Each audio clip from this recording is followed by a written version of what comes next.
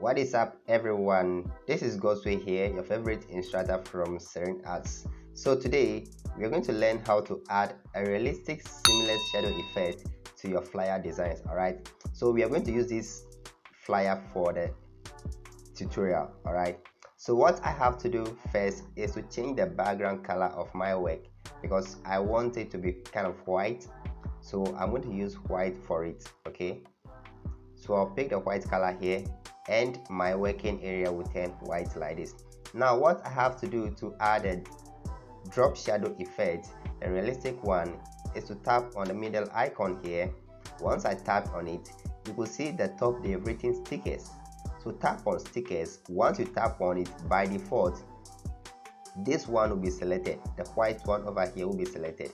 Now what I have to do next is to tap an empty area in my working space. Do not tap on a check mark, but rather tap an empty area in your working space like this, and this thing will be deselected.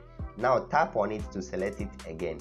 Alright, so right after that, come and scroll through this and tap on color. With color selected, enable it and select black.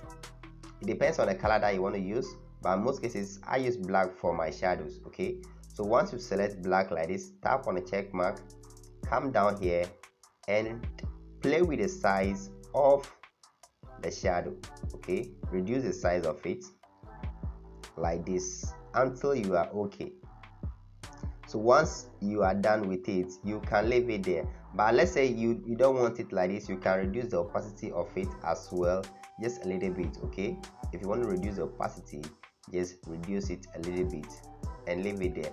Now this looks like a hanging flyer or a flyer that is in the sky.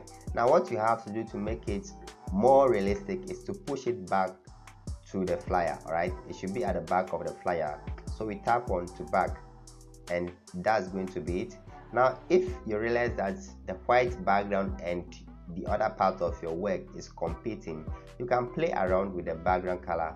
Just tap on the plus sign and make it a little bit ash. All right, and that should be fine. Okay, so you play with it until you are okay with what you are saying. All right, so let's say this is it. So this is going to be my work.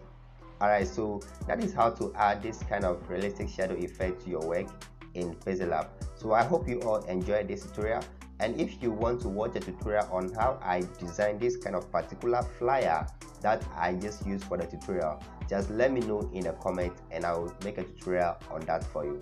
So thank you so much for watching this video up to this point. Please don't forget to give this video a like and also subscribe to this channel for more updates. Bless up.